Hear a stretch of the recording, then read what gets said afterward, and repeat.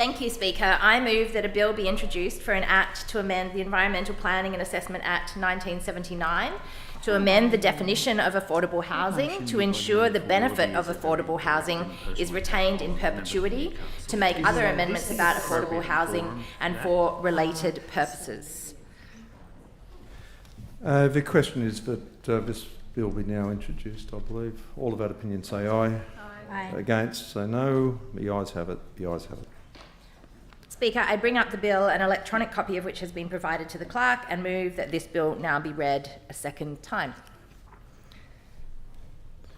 Yep. Speaker, on behalf of the Greens, I rise to introduce the Environmental Planning and Assessment Amendment Affordable Housing Bill 2023. There is not a single person in this chamber who does not already know about the housing crisis that is crushing our communities. Rents are at an all-time high, low-cost boarding houses are disappearing across the state, public housing estates are being demolished, as are waiting lists ballooning out, and 30,000 renting households are evicted every year for no reason. It would be easy to say that our housing market is broken, but it would also be wrong. As Anglicare Australia put it in their latest rental affordability snapshot, it was actually designed this way. The decades-long gutting of funding for public housing, inadequate protections for renters, the outsourcing of housing delivery to the private market, and prioritisation of solutions that prop up private investors like negative gearing and Commonwealth rent assistance have all contributed to the incredibly dire housing landscape our communities are forced to navigate today. Homes have become a vehicle for investment and profit rather than a safe, secure place for people to live. And we in this place have a responsibility to reckon with and rectify this problem.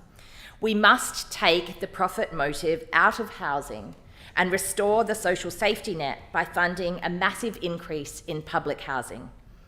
In the decade after World War II, the New South Wales Housing Commission built almost 38,000 public homes, 18% of all homes built in New South Wales in that period.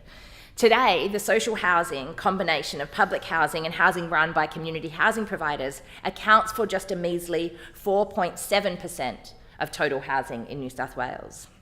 We have seen a woeful lack of ambition from successive governments of all stripes when it comes to delivering new social housing. Just this week, federal Labor government announced in the budget that it would fund 40,000 new social homes nationwide. Now, that might sound impressive without the context, but a shockingly low figure if you know the context that 57,000 households just in New South Wales are on the social housing waiting list alone. So the national budget for delivering social homes would not even fill the waiting list in New South Wales for people that have been approved for public housing. Rather than listening to the experts like NCOS, Tenants Union New South Wales, Shelter New South Wales, Vinnies and Homelessness New South Wales, who all used their pre-budget submissions to urge the government to invest in restoring social housing to 10% of overall housing stock in New South Wales, the Minns New South Wales Labor government is instead focusing on a different type of housing, and that is affordable housing. Their centrepiece housing solution, planning reform that will take years to deliver a single home, doesn't guarantee any social housing, but instead drip feeds what is called affordable housing at an alarmingly low rate. 2% of a development here, 15% of a development there. People would be forgiven to begrudgingly concede these low percentages are better than nothing, assuming that affordable housing is what the name suggests, housing that communities can afford. The reality is, though, that there are significant shortcomings to affordable housing as it is defined and how it is regulated. That must be addressed if New South Wales Labor is choosing to prioritise this area of housing, which is why I am bringing on this bill on behalf of the Greens today. Firstly, the current definitions of affordable housing in New South Wales are lacking in both detail and clarity.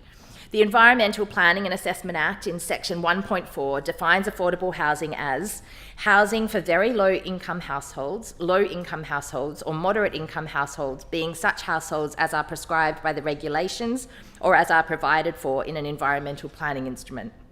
Notably, it is completely silent on how rents in affordable housing need to be set. Similarly, Section 13 of the Housing SEP defines affordable housing largely by defining who is eligible for it, this being households that meet a number of criteria. And the SEP says that the household, one, has a gross income within the following ranges or percentages of median household income for Greater Sydney or the rest of New South Wales. A very low income household, less than 50%.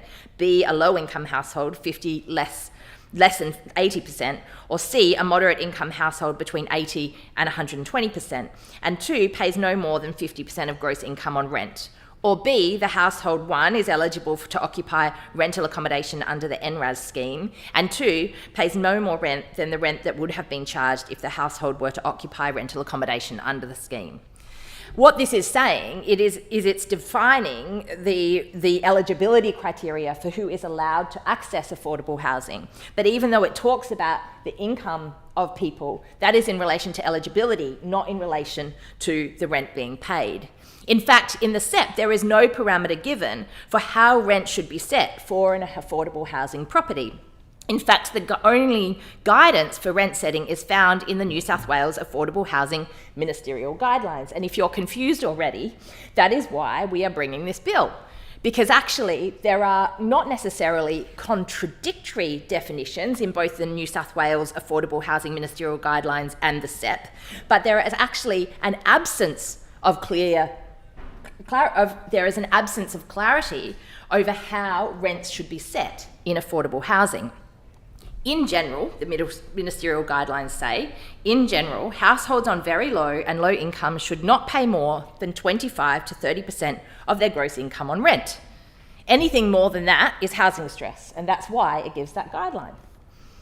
In spite of this, in the same guidelines, the guidelines also allow community housing providers, who are overall the ones who manage affordable housing, to rent out affordable housing, and I quote the guidelines, at a discount of at least 20% of market rent.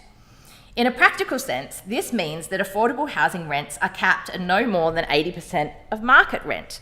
And this cap only applies for 15 years from the issuing of an occupation certificate.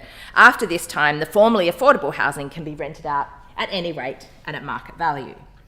What's more, there is no central register of affordable housing across the state, meaning we have no clear picture of where and how much affordable housing actually exists and whether this meets community need. We have been asking for this for a very long time, regularly. How much affordable housing do we have in the state? No one can answer the question. Not because they're avoiding answering a question that the Greens are asking, but because literally nobody knows. We are in the middle of a housing crisis. What this bill seeks to do is make it very clear how rents are set under affordable housing, but more importantly, to also allow us to be able to ensure that we are keeping track of the affordable housing in the middle of affordable housing crisis and not losing it from under our noses in the middle of affordable housing crisis. The bill addresses each of these issues, and I now want to turn in detail to the substance of the bill. First, the bill creates a new division 4.12, affordable housing in the Environmental Planning and Assessment Act, in section 4.71 of which it sets out a clear three-part definition of affordable housing. We want to establish that as a clear definition.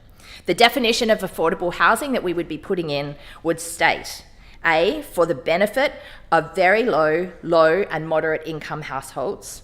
B, to be held in perpetuity. And C, rented out at no more than 30% of the gross household income of eligible households. That would make affordable housing in this state genuinely affordable. In line with the current definitions in section 13 of the Housing SEP, this bill defines very low income households as earning less than 50% of Greater Sydney or rest of New South Wales median household income, low income households as earning less than 80%, and moderate income households as earning between 80 and 120%. Affordable housing is meant to be an alternative to the private rental market for people in these income brackets, many of whom are struggling to cover rising rental costs and who are not eligible for social housing. But how can it be a meaningful alternative when affordable housing tenants can be charged more than 30% of their income in rent, and therefore are considered to be in housing stress or rental stress.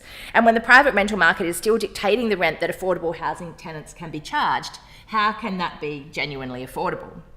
Thanks in part to Labor's refusal to limit or regulate rent increases in the private rental market in any way, the discount to market model is resulting in perverse outcomes where affordable housing is actually anything but affordable. In August last year, so-called affordable housing properties in the eastern suburbs made headlines for their absurd prices.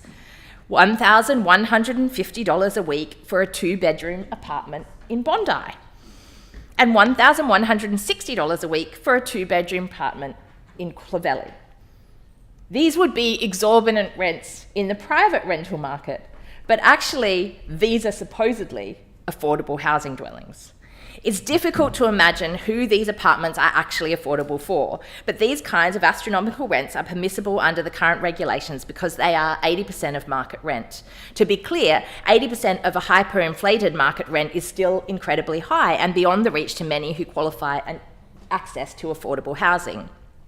This bill uncouples the rent-setting mechanism in affordable housing from the private rental market and instead pegs the rent to the tenant income so that it is actually affordable for people, which is the intention of affordable housing. This is similar to the current approach New South Wales Housing takes in relation to public housing, where tenants pay between 25% and 30% of their income on rents, and it's comparable to other jurisdictions where affordable housing models in New York, for example, use a similar model. And this bill would ensure that community housing providers cannot charge more than 30% of the tenant's income in rent, this being the maximum percentage of income a household can spend on housing before they are considered to be in rental stress. It's also the rent-setting mechanism supported by NCOS, Shelter New South Wales, Mission Australia and the Community Housing Association Industry New South Wales. Here, it's important to note that some community housing providers already set rents as a proportion of the tenant's income. That is done. But it shouldn't be something that happens only at the discretion of providers. It needs to be a standardised rule, and we need to have a clear situation where there is parameters given for how rents are set in affordable housing if this is going to be part of the New South Wales Government's housing affordability solutions.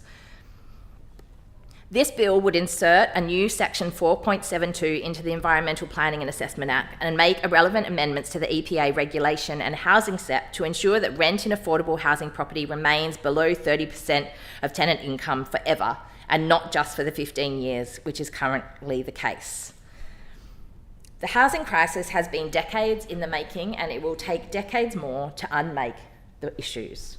Solutions that will expire in 15 years simply are not good enough. And if no other steps are taken to cool the overheated housing landscape during those 15 years, steps like building more social housing, more public housing, regulating rents, or removing tax concessions for big investors, all we are doing is kicking the can down the road to create problems for future generations.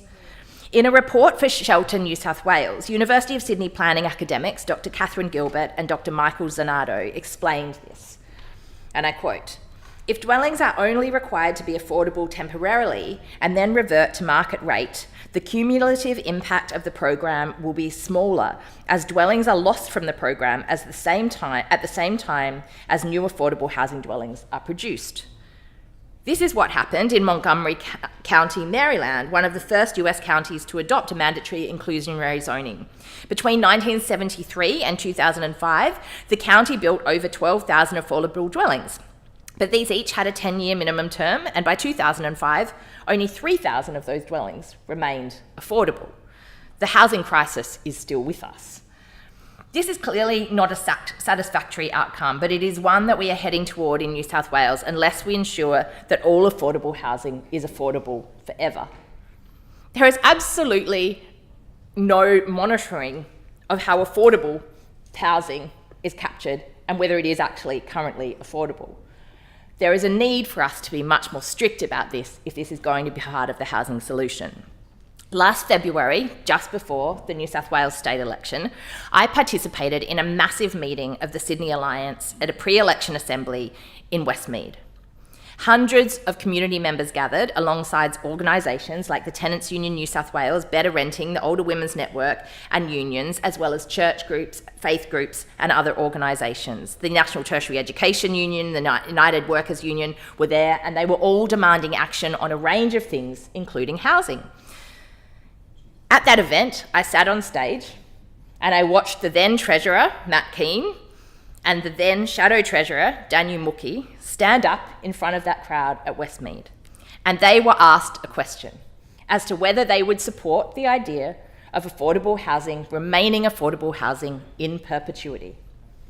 The Shadow Treasurer answered, Daniel Mookie, who is now the Treasurer, and promised that his party would ensure that all affordable homes built in New South Wales would remain in perpetuity.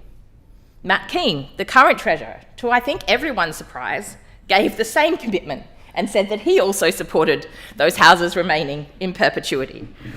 1 year on from the election, despite the fact that we have multi-partisan support across this chamber to ensure that affordable housing remains affordable in perpetuity, New South Wales Labor has failed to act on this promise. And it is what the Greens bill is seeking to do today, which is to deliver on that promise to the people in Westmead at the Sydney Alliance Forum and people across the state who want to make sure that if we are delivering affordable housing, that it remains in perpetuity. Because let's remember that developers are getting bonuses because of the fact that they are delivering affordable housing. In 15 years' time, the developer bonuses that they get, the extra profit that they reap, doesn't disappear. They don't return those back to the state and the public interest. And yet we lose the benefit of the affordable housing after 15 years, when it should absolutely stay in perpetuity. Under the new transit-oriented development SEP, 2%, it's laughable, 2% of mid to high density developments near 37 transit hubs and local centres will need to be affordable housing. Leaving aside for a moment that this is a minuscule percentage, we would welcome the fact that at least with this 2%, it appears to be that the government is committed to ensuring that this is affordable housing in perpetuity. It's a move in the right direction. But what about the affordable housing built elsewhere in the state? Section 4.72 of this bill would ensure the same for all affordable housing statewide, regardless of whether it is built in a designated TOD precinct. This would ensure that where private developers get a bonus, like an additional storey or floor space for including affordable housing in a development, the public benefit of affordable housing lasts forever, in perpetuity, just as the private development benefits of more height and density last for the developer in perpetuity. The third and final effect of this bill is to create a statewide affordable housing register, and that is maintained by the Minister for Planning by inserting a new section in 4.73 into the EPAA.